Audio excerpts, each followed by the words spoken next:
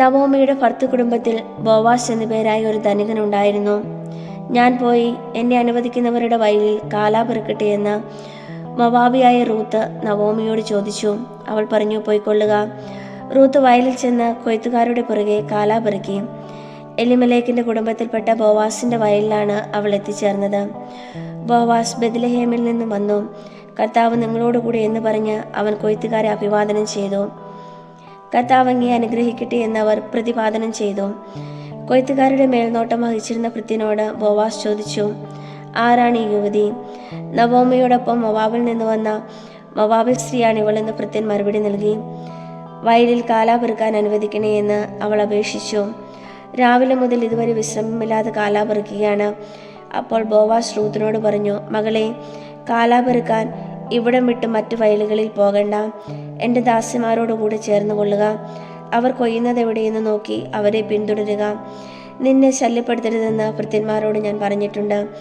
നിനക്ക് ദാഹിക്കുമ്പോൾ അവർ കോരി വെച്ചിട്ടുള്ള വെള്ളം കുടിക്കാം.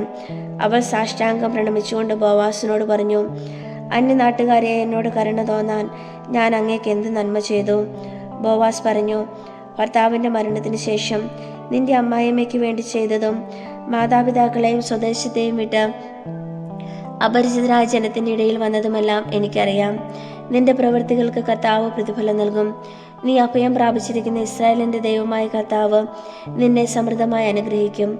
അപ്പോൾ റൂത്ത് പറഞ്ഞു, യജമാനനെ, അങ്ങ് എന്നോട് വലിയ ദയയാണ് കാണിക്കുന്നത്.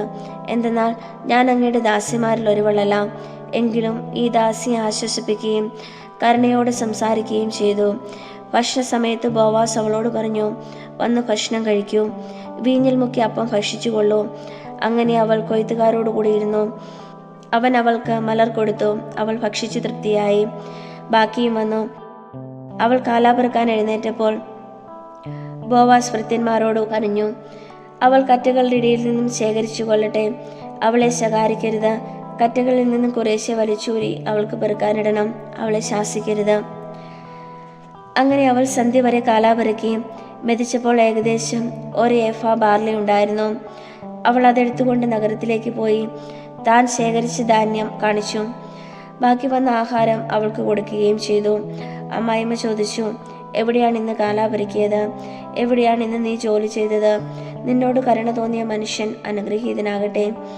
താൻ ഇന്ന് ജോലി ചെയ്തത് ബോവാസിനോട് കൂടെയാണെന്ന് അവൾ അമ്മായിമ്മയോട് പറഞ്ഞു. നവോമി മരുമകളോട് പറഞ്ഞു, ജീവിച്ചിരിക്കുന്നവരോടും മരിച്ചവരോടും കാരുണ്യം കാണിക്കുന്ന കർത്താവ് അവനെ അനുഗ്രഹിക്കട്ടെ.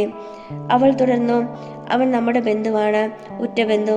റൂത്ത് പറഞ്ഞു, കൊയ്ത്ത് മുഴുവൻ തീരുവോളം വേലക്കാരോടുകൂടെ ഉണ്ടായിരിക്കണമെന്ന് അവൻ എന്നോട് പറഞ്ഞിട്ടുണ്ട്. നവോമി മരുമകളോട് പറഞ്ഞു, മറ്റു വയലുകളിൽ പോയി ശല്യമേൽക്കാനിടയാകാതെ നീ അവൻ്റെ ദാസിമാരോടുകൂടെ പോകുന്നതാണ് നല്ലത്. അങ്ങനെ ബാർലിയുടെയും ഗോതമ്പിൻ്റെയും വിളവെടുപ്പ് കഴിയുന്നതുവരെ അവൾ ബോവാസിൻ്റെ ദാസിമാരോട് ചേർന്ന് നിന്ന് കാലാ